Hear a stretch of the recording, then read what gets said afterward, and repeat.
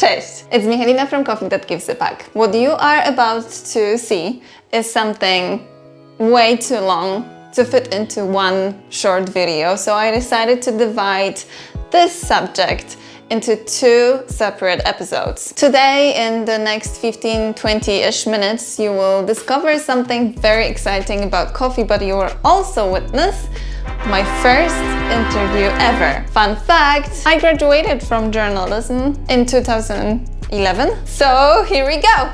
11 years later, and I have finally something to do with that. Usually with the old year passing and new year coming, we tend to reflect on what happened in the last 12 months and how that changed us. We think of the most important and most special moments, and for me, as a coffee person, 2021 started big. In January 2021, I had a chance to do something that I always wanted. The memory of it always makes me happy. So for the first video of 2022, I couldn't think of the better idea for an episode than choosing something very special to me that happened actually exactly 1 year ago. It feels like something big for the channel, but also I hope it will be enjoyable for you and very unique to watch. And I know it will be very special because how many of you knew that there is a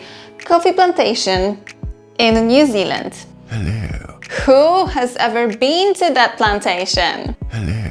Today I will bring its story to you and explain why I think it is very special. Let's go!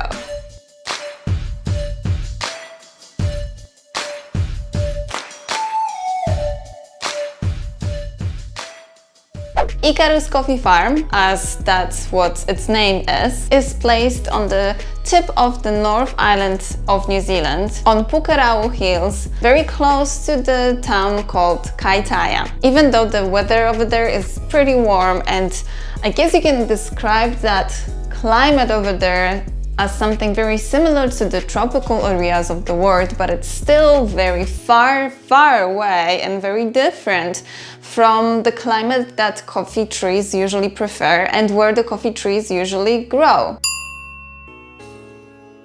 It is definitely not a natural environment for coffee, an environment that you think coffee can thrive in. And yet, look at me.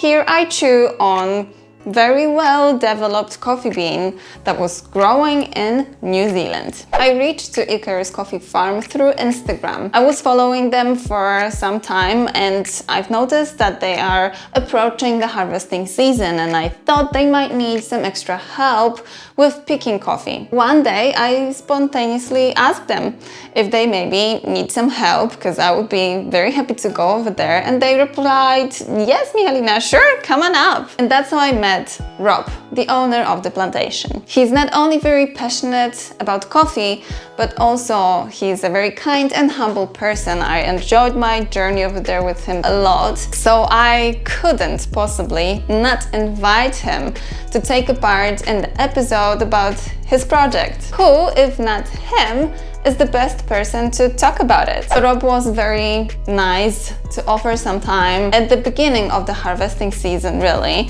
So we organized a Zoom meeting and we recorded the conversation. I asked him a few questions, and no doubt his answers are gonna be very interesting to you. Let's have a look. Yes. Hi, Michalina. Hi, how are you? Yeah, good. Good to see you. Good to see you too. Oh, you're sitting on the bench. I remember that bench.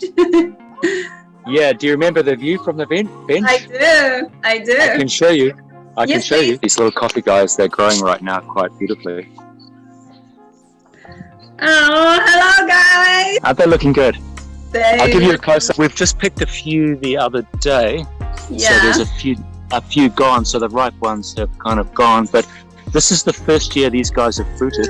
Oh, there's a ripe one. You see that really big? They look so big. They are actually big, fat, and juicy. So I'm pretty stoked, actually. Yeah.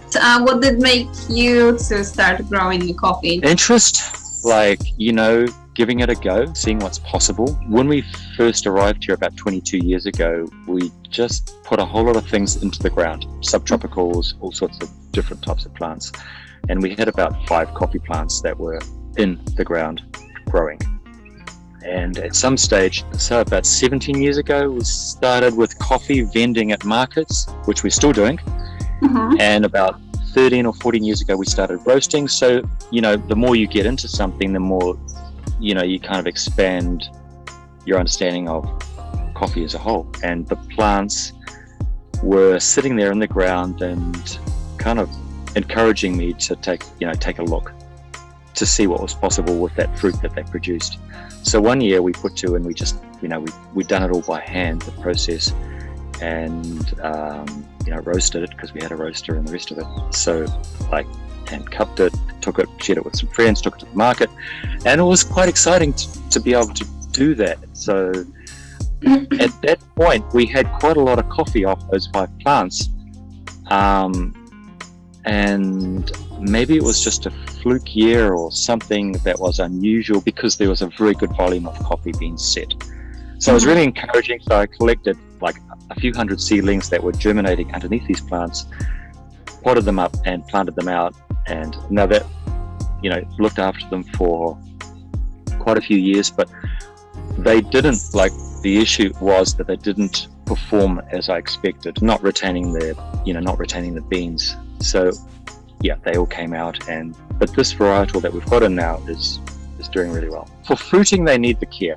Yeah. To be serious about production, they need that nurture and care and nutrients, especially when it comes to this time of the year, at the last stage of fruit development, when the bean is expanding in the cherry. If it dries out and there's not the moisture to expand and fill out the bean, sometimes you get a lot of defects, and that's what we've had the last few years, where the bean doesn't form, so it doesn't clasp, and the bean is not fully formed and small. So that was the issue. So just because there's not enough moisture in the ground to sustain that final phase of bean development.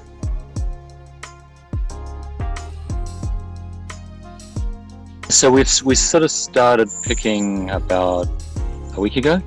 Yeah. So maybe 2 weeks ago, the first one. So I've just hulled that yesterday. 2 weeks it's dried, hulled, and cupped actually.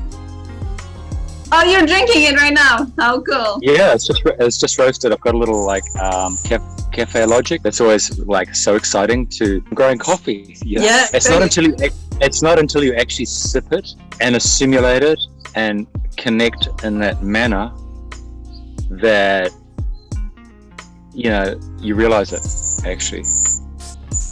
The flavor is there. Yeah. And it's come from here, the soil, the sunshine. Yeah, that is really the journey from seed to cup. So yeah, it's always exciting. It's the first batch, so I'm kind of curious to see how it cups. I'm going to do little sample batches throughout the season with different processing methods. So how was this processed?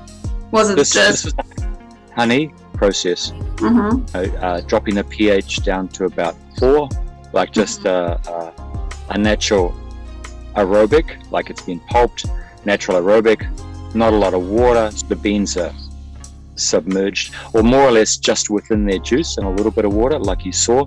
I'm going to experiment again with this one, maybe slightly extending it to 3.5 days. Yeah. Measure the pH, see how that goes. That's totally different type of cup to that honey process.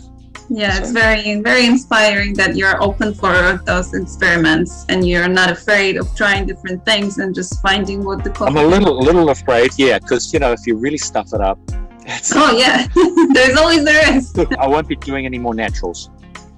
You won't be doing any. No, naturals are very challenging, especially with the equipment that I have. Right. Yeah.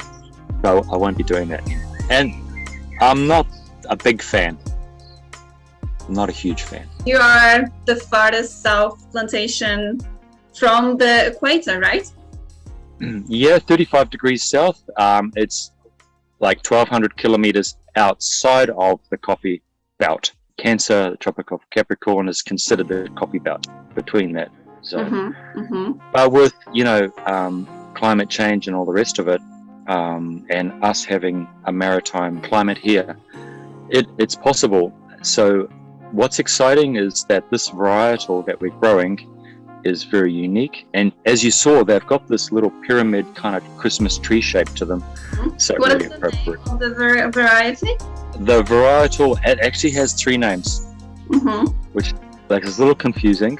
So when we picked it up in New Caledonia in 2014, it was introduced to us as LEROY.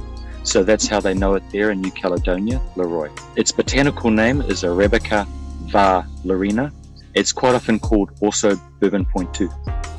So in the Reunion, which is its origin, Reunion Islands off the coast of Madagascar, that's its origin. It was discovered there in 1771 and made its way to New Caledonia in 1860 with the Marist brothers. It arrived here in New Zealand, thankfully, through customs, 2014. And so there's a few of the bigger ones over there that are from that original seed package that I brought back in. I have trialed other varietals, 2 or 3 different other varietals, and this one is doing the best. So it's producing at this time of the year now, like, at least 90% bean set within the fruit.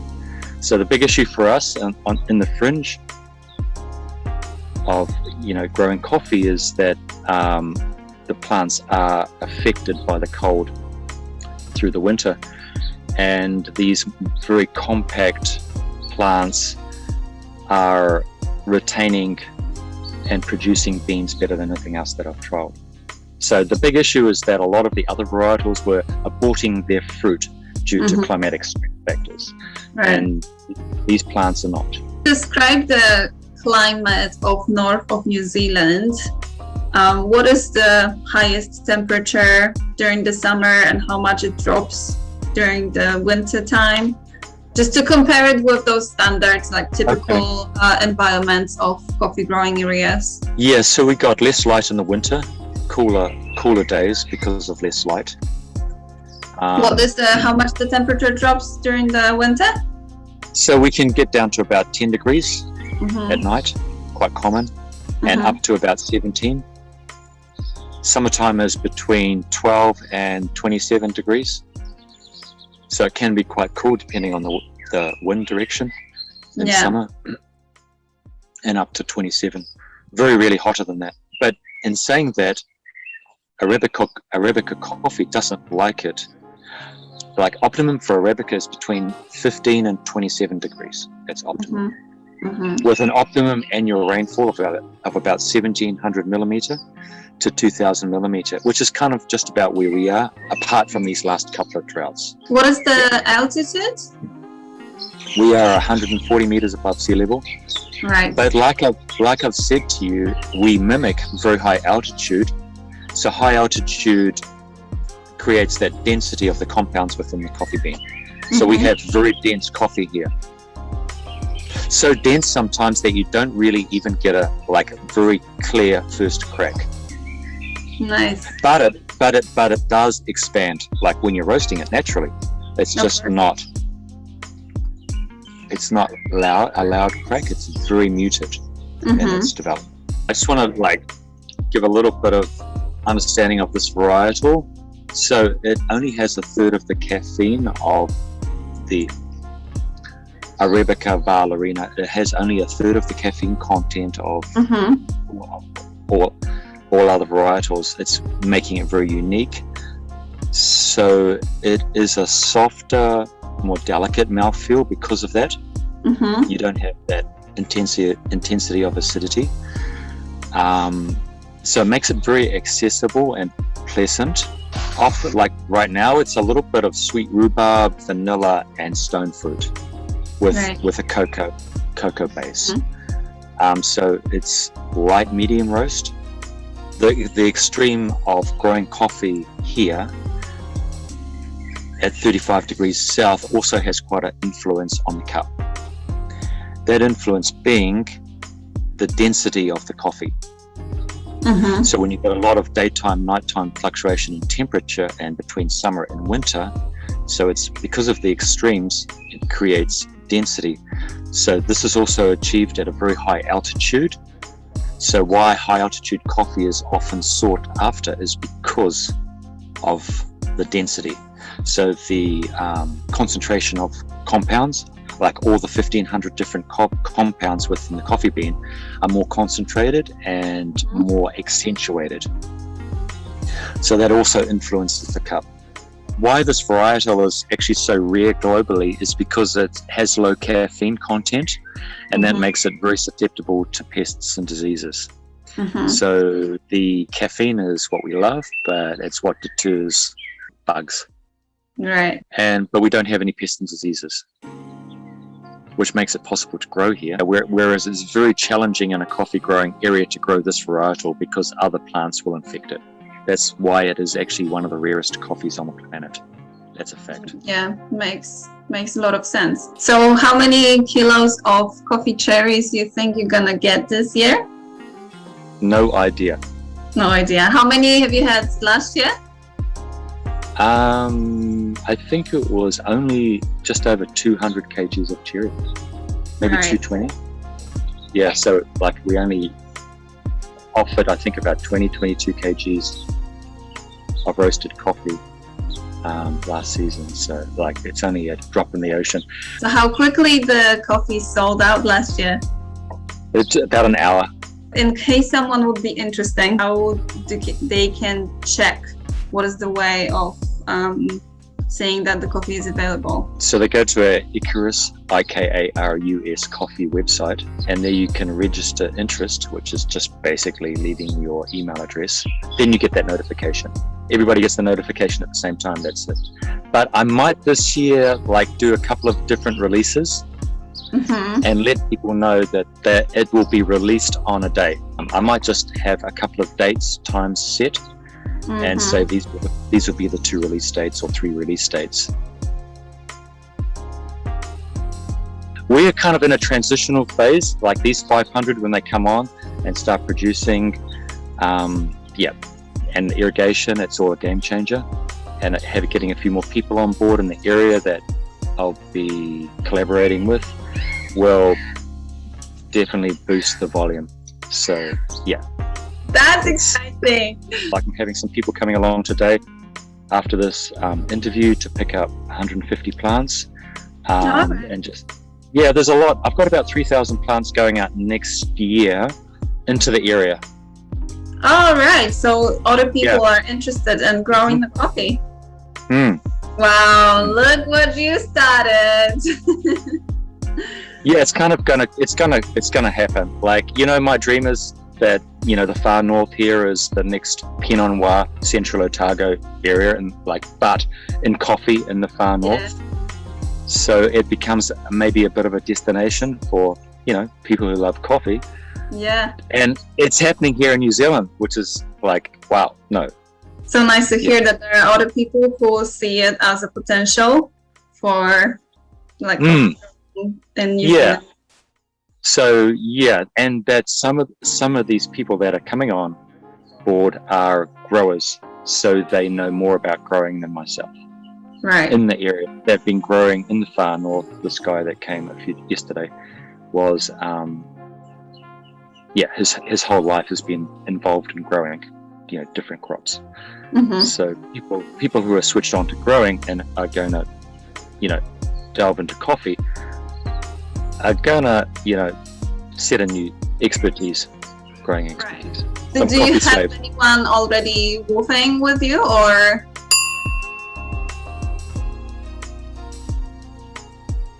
No.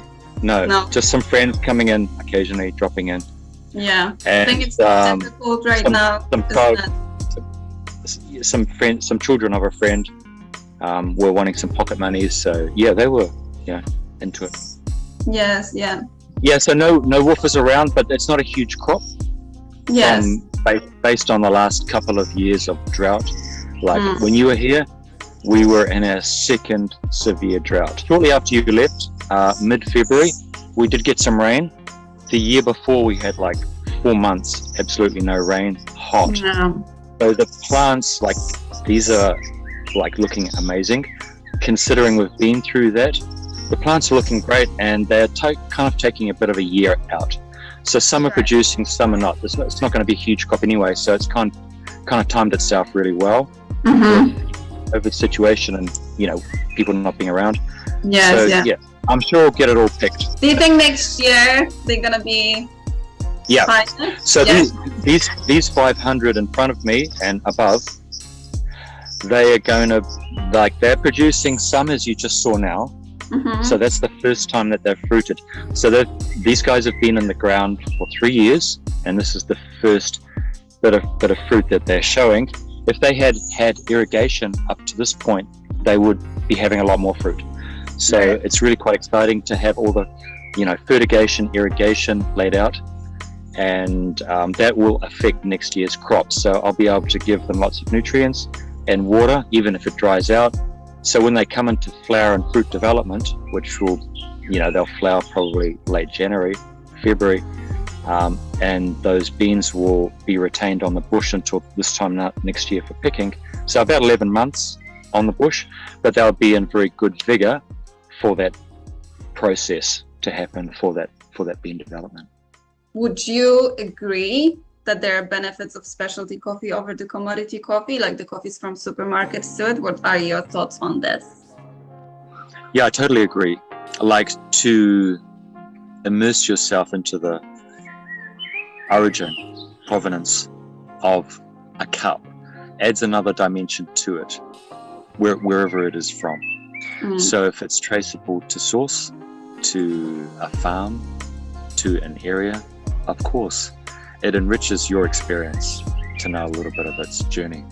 I just find that being a grower, to have the name of a grower on the packet and the farm and the area, it's a nice thing. Yeah. And it's kind of a connection.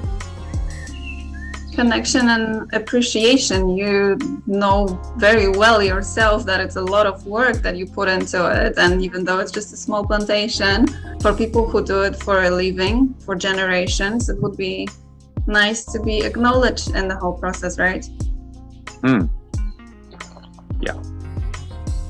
Yeah. So the specialty coffee is a game changer for growers. It gives the grower appreciation, like you say. If the grower understanding what it is that he's growing, to the point of cupping and tasting, working with the different processes of production to achieve his best result, it's a win-win situation. Wonderful thing that roasteries are highlighting specialty microbes. I agree. Couldn't agree more. I like the diversity of what comes from different areas and to change it around. So if you are in a good space in that moment and it just blows you away, then that's amazing. That is amazing. I agree so much. We are nature ourselves, and we are connecting to nature through that tasting experience. Coffee is like uplifting. Very romantic way of putting it into the words. I like that. Well, thank you so much, Rob. I'm gonna let you go back to your responsibilities right now. We could do an annual catch-up. That would be amazing. Nice to see you. Nice to see you too. Kisses from Christchurch. With climate change and other challenges that coffee industry faces at the moment, I personally think that Ikarus Coffee Farm and Rob's projects are very important. Coffee area belt is shrinking. Unstable conditions in which coffee grows force farmers to find another ways to make coffee being easily cultivated. I see Rob's plantation as a big step into the future of coffee's production. Climate changes not only around the coffee growing area, but everywhere around the world. Maybe places that we thought are never going to be suitable for growing coffee are becoming coffee's new home. So if there are people like Rob, brave enough to make a decision of trying or giving it a chance to use their agriculture experience and to apply it into coffee, I think that deserves being acknowledged. Who knows? Maybe Ikarus Coffee Farm, and especially now when other people are interested in growing coffee over there, will become a massive plantation and will be selling tons of coffees. Then you would be able to tell, I knew this plantation before it was even famous. Shachmat. Now we can talk about coffee growing over there, but what about its taste? If you are interested to see if the coffee is even just a little bit okay, if you want to know how it tastes, link to the second part of this episode will be somewhere here and also in the description of this video. Do you think we can compare it to any of the specialty coffees, or maybe we should rather focus on comparing it with the commodity coffees? Would you like to try the coffee that was cultivated in New Zealand? What do you think? Let me know in the comments below the video. Subscribe to my channel if you don't want to miss the second part where we're gonna tasting the coffee. See you next time. Peace and coffee.